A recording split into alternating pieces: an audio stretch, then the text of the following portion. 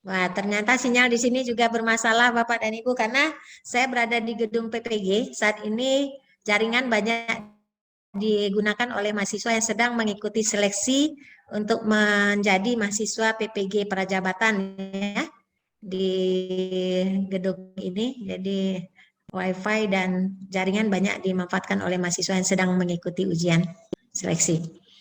Baik, saya kembali hilang tadi.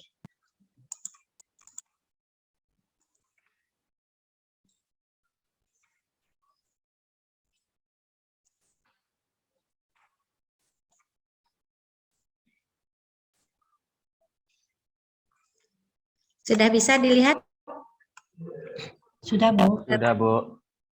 Mohon bantuannya ya untuk masing-masing nanti yang saya tampilkan ini untuk menyampaikan secara ringkas ya. Ini adalah 7 ciri-ciri pendidik yang efektif. Bu Imas, bisa melihat yang pertama? Bisa menyampaikan barangkali? Ya, silakan Bu.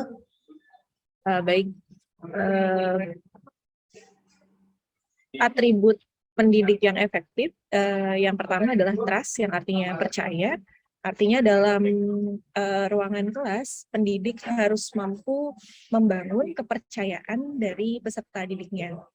Kepercayaan ini bisa dibangun dengan memberikan ruang kepada peserta didik untuk mengemukakan ide dan gagasannya secara bebas dan tanpa merasa takut serta bisa bertukar pengalaman sehingga terbangun trust antara pendidik dan juga peserta didik gitu. Oke, terima kasih Mbak Imas. Ya, benar ya. Apakah Mbak Imas sudah menerapkan ini di kesehariannya? Alhamdulillah sudah Ibu. Iya. Oke, berarti sudah bisa menjadi dosen yang efektif nih ya. Ciri-cirinya kita selalu memberikan kepercayaan kepada mahasiswa kita ya. Untuk bisa dia mengemukakan ide-idenya. Jadi kita harus percaya pada mahasiswa kita itu adalah orang-orang yang betul-betul terpilih. Buktinya dia sudah lulus mengikuti seleksi dan bisa mengikuti perkuliahan kita. Ya, trust ya, itu sangat penting diberikan kepada mahasiswa kita. Yang kedua, Ibu Nur Farhanah ya, maaf. Iya, Bu. Silakan Ibu, yang nomor 2. Ibu dari psikologi, Bu? Dari BK, Bu. Bimbingan konseling.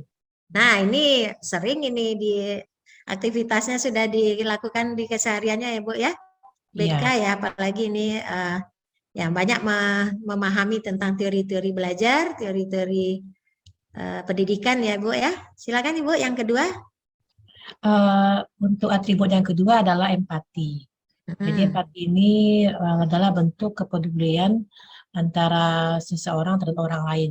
Jadi kalau dalam belajar itu kita hendaknya memunculkan suatu kondisi adanya ikatan emosional antara pendidik dengan peserta didik. Nah, salah satu bentuknya adalah kita bisa berempati kalau kita mau menjadi pendengar yang baik. Jadi ketika mahasiswa kita berbicara, nah kita harus memberikan kesempatan bagi mereka untuk menyelesaikan pembicaraannya dan baru kita memberikan komentar.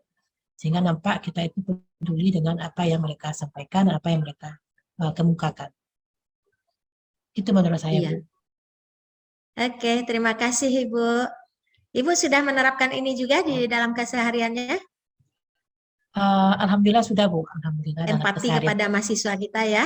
Penuh perhatian, kemudian selalu siap untuk membantu mahasiswa kita. Ya, nah mudah-mudahan kita sepertinya kalau orang Indonesia memang seperti itu. Jadi pengalaman ini ya, Bapak dan Ibu. Kebetulan anak saya sedang mengikuti program pendidikan S3 di luar negeri, di daerah Asia ya, di Jepang. Tapi ini dia merasakan sangat bahwa ya mungkin budaya adat dan budaya negara yang berbeda juga berbeda dengan kita. Kalau kita orang Indonesia kan penuh dengan empati ya Bu ya. Jarang kita temukan bahwa masyarakat Indonesia itu tidak mempunyai empati atau tidak mempunyai perhatian kepada orang lain. Nah di sana betul-betul berbeda budayanya sehingga dia mengalami rasa tidak percaya diri karena tidak ada perhatian. Yang penting bagi pembimbingnya ya, pembimbingnya di situ itu yang penting. Pokoknya semuanya harus perfect. Apapun alasannya dia tidak mau terima. Kadang dia misalnya data yang diperoleh itu kurang sesuai dengan apa yang diharapkan. Tidak ada alasan, pokoknya kamu harus menghasilkan data yang baik. Jadi mahasiswanya merasa kurang nyaman karena tidak ada empatinya sedikit pun katanya. Tapi ini mungkin di beberapa daerah barangkali ini atau di beberapa negara, karena memang sifat orang di sana kan lebih bersifat individu ya, sifatnya lebih mementingkan diri sendiri. Jadi dia tidak mau mengganggu orang lain dan dia juga tidak mau diganggu. Dan maunya dia adalah perfect sehingga apapun alasannya dia tidak bisa menerima alasan dari orang lain. Ketidakberhasilan dari mahasiswanya tidak mau peduli dia. Yang penting kamu harus menghasilkan ini. Gitu. Nah ini kan membuat mahasiswanya jadi stres. Nah ini mungkin salah satu pengalaman nih belajar di daerah tertentu ya. Apalagi di daerah sana itu orangnya tidak mau bahasa Inggris. Mereka maunya bahasa daerahnya masing-masing. Dia tidak mau tahu apakah kita paham dengan apa yang didiskusikan atau tidak. Jadi itu yang menjadi kendala bagi kita kalau berada di luar atau di tempat-tempat yang kita merasakan tidak ada empati. Nah ini kan sangat sedih kita mendengarkan cerita-cerita dari mahasiswa kita yang berada di luar negeri, apalagi dari daerah-daerah atau negara-negara yang tidak ada empatinya terhadap mahasiswa bimbingannya atau mungkin lingkungannya di sana. Nah ini berarti kita akan merasakan itu ya Ibu ya, kalau misalnya tidak diterapkan itu kepada mahasiswa kita, rasanya sedih banget kita rasanya. Jadi ini penting kita berikan kepercayaan dan kepedulian kepada mahasiswa kita. Itu pengalamannya. Mudah-mudahan di Indonesia tidak ada kejadian yang seperti ini. Dan ini dosen-dosen muda, dosen-dosen milenial ini harusnya memang harus dekat dengan mahasiswa, peduli dengan apa yang dialami oleh mahasiswa kita. Oke, yang berikutnya. 3, mohon bantuan dari Pak Wery nih, Pak Wery. Dari Mataram ya Pak? Mbak, dari STEMIK Indonesia Padang, Bu. Oh, oke. Silakan Pak, yang nomor 3 ini. Oke. Atribut pendidik yang efektif. Ya Bu, yang 7 atribut pendidik yang efektif nomor 3 itu ada authenticity atau menjadi diri sendiri. Jadi kita sebagai tenaga pendidik harus bisa memposisikan mahasiswa kita sesuai dengan kemampuan dan yang dimiliki mahasiswanya, Bu. Artinya kita harus tahu mahasiswa kita pandainya di sini dan di sini, seperti itu apa Bu? Oke. Jadi artinya ini untuk dosennya maksudnya nih ya? Oh, untuk dosennya, Kita Bu. sebagai dosen dosen. harus menjadi diri sendiri, tidak boleh kita menjadi orang lain. Jadi karena yang tahu dengan potensi kita kan adalah kita sendiri, diri kita sendiri. Jadi misalnya walaupun ada yang kita idolakan, misalnya kita mengidolakan salah seorang dosen kita ya, tapi kita kan tidak bisa menjadi dosen seperti itu. Jadi kita tahu dengan potensi yang kita miliki. Jadi harus selalu menjadi diri sendiri. Kalau enggak kita acting terus ya, kalau tidak mau menjadi diri sendiri berarti kita acting ya. Kita bersandiwara kalau kita tidak authenticity. Itu ya Bapak dan Ibu ya. Jadi harus berani menjadi diri sendiri. Oke, yang keempat, terima kasih ya Pak. Yang keempat, Bu. Ibu Devi. Baik Ibu, 7 atribut pendidik yang efektif yang nomor 4 adalah confident atau percaya diri. Artinya kita harus mempunyai rasa keyakinan diri akan apa yang kita pahami, kita kuasai, dan apa yang akan kita transfer kepada mahasiswa. Sehingga ketika kita sudah yakin apa yang akan kita sampaikan, harapannya adalah mahasiswa bisa memahami apa yang kita sampaikan tersebut. Gitu Ibu. Oke, terima kasih. Confident ya. Tapi ketika kita menjadi orang yang sangat percaya diri, nah ini percaya diri yang berlebihan menjadikan kita sombong ya. Nah ini juga tidak boleh kita lakukan. Jadi harus seimbang semuanya. Percaya diri boleh, tetapi jangan sampai kepercayaan diri itu membuat kita sombong. Jadi kita merasa hanya kita saja yang pintar, sementara mahasiswa tidak ada apa-apanya. Ya, itu yang confident ya, harus percaya diri. Oke, berikutnya yang nomor 5. Bu Devi tadi sudah menerapkan ya? Insya Allah, Bu. Nah, kalau memang kita sudah menguasai bidang yang kita sekarang ini menjadi beban tugas kita, nah dengan sendiri tentu kita harus percaya diri. Ya. Oke, berikutnya ini. Yang nomor 5, Bu Olivia. Ya, Bu. Ya. Yang nomor, nomor 5 ya, betul. Ya, humanity atau rendah hati di sini menjelaskan tentang seorang pengajar atau dosen bersikap sopan atau sederhana, seperti mungkin dalam penyampaian materi bisa lebih intonasi yang lebih lembut, bisa dimengerti mahasiswa dengan cara yang lembut dan dapat bisa dipahami mahasiswa seperti itu, Bu. Oke. Betul ya Ibu ya. Apakah Ibu sudah menerapkan ini juga? Rendah hati dan tidak sombong? Rendah hati dan tidak sombong. Iya, jadi harus seimbang ya. Tadi ada apa?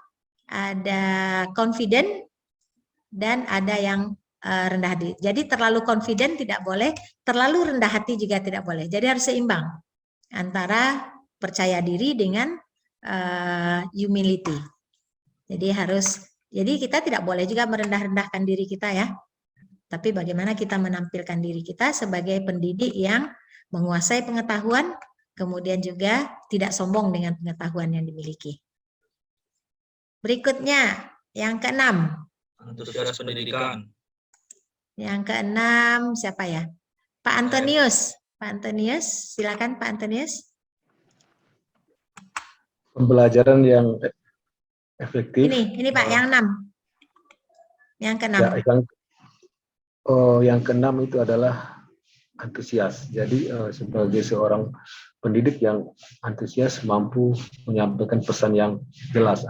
Tentunya seorang dosen atau guru yang baik itu selalu memberikan perhatian kepada siswanya dan materi yang akan disampaikan itu bahwa apa yang disampaikan itu sesuai dengan kompetensi yang dimilikinya. Oke, terima kasih Pak Antonius. Sudah diterapkan juga dalam kesehariannya Pak? Ini? Ya.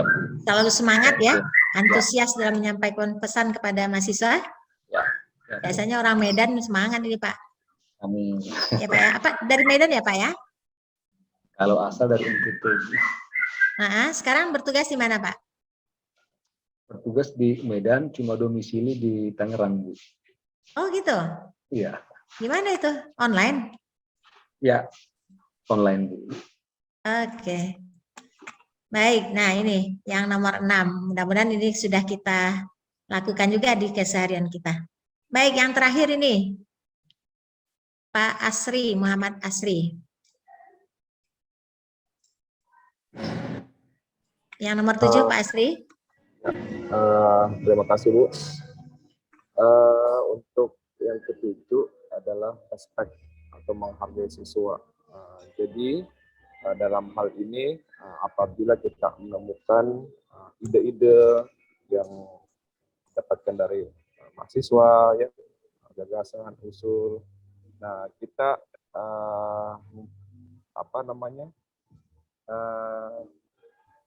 keyakinan penghargaan yang diberikan itu memberikan apresiasi, ya, meskipun terkadang ya tidak sepenuhnya benar, tapi kita menghargai apa yang diberikan, apa yang dikatakan. Oh iya, misalnya nih Bu, ya ada kasus mahasiswa sudah menyampaikan meskipun berdasarkan kita belum terlalu tepat.